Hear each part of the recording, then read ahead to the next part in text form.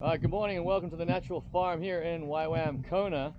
We are here today, got Matt with me, and we're looking at this rain catchment tank. It was built about 10 years ago, and we are investigating why it is not filling at the moment with rainwater. It's either rainwater's not getting in or water's getting out faster than it can get in. And so we just thought we'd take this opportunity to do an inspection and go a walk around the tank. So let's go on up, Matt, and see what we can see. Good. So they call this a ferrous cement tank, and it's made using essentially chicken wire as a reinforcement and several layers of cement, as it is made using a plywood form, and a separate lid is then made and placed on the top. So here we are. The tank is about 2,000 gallons, I'd say. That's what, 2,500 gallons. And here we can go. We're going to take a look inside. All right. It's been drained and cleaned. Let's come on in here.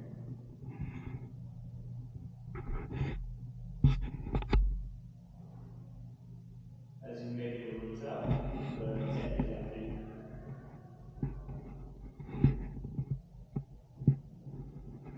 Good long walls here.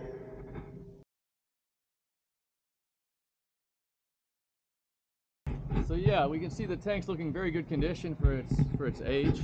There's no signs internally of any cracking are major anyway.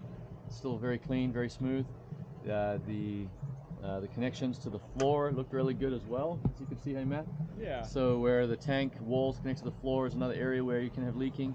The drain is holding water. There's a little puddle of water you may have seen inside the tank, and that puddle's been there for a while. So that gives us some confidence that the drain and plumbing is the integrity of that is still intact.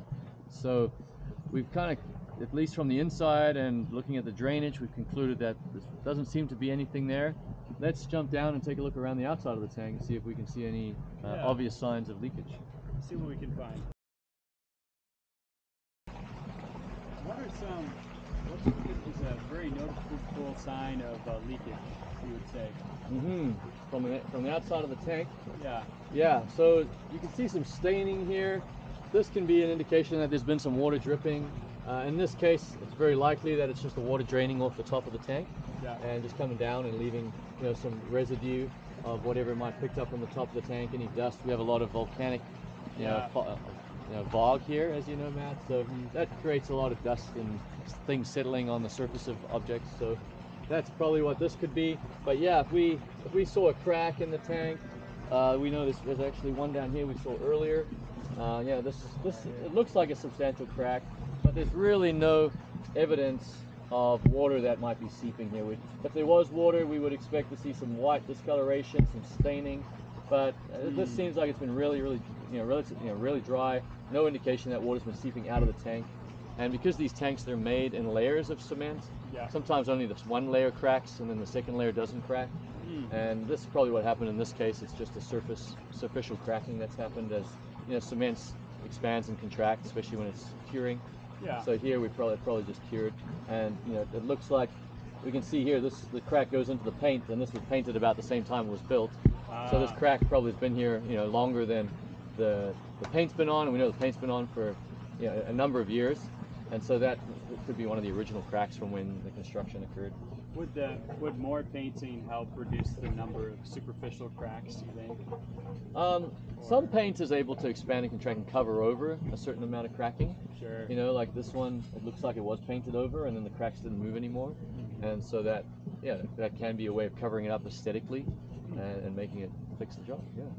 Good. Let's take a look to see. Yeah. You can see the markings from where the water's been dripping down from where it gets into the tank. And this is worth pointing out. If you can feel here, Matt, it goes from smooth to rough. And so just that continuous, very small amount of water, running down the tank, it does take away some of the finer particles of the cement and just create a rougher surface. Not detrimental to the structural integrity or anything. Okay. But you can expect, if you have perpetual rain and perpetual constant dripping along your tank, that you might get this kind of staining or this changing of the surface. So something to keep in mind. if the tank is going to be in a prominent location, that to avoid continual running off of the tank. But it's still structurally sound, like you said. Precisely, yeah. Yeah. So it's purely a Alright. visual thing. Right here on the farm, it might Yeah. matter too much. We're a working farm.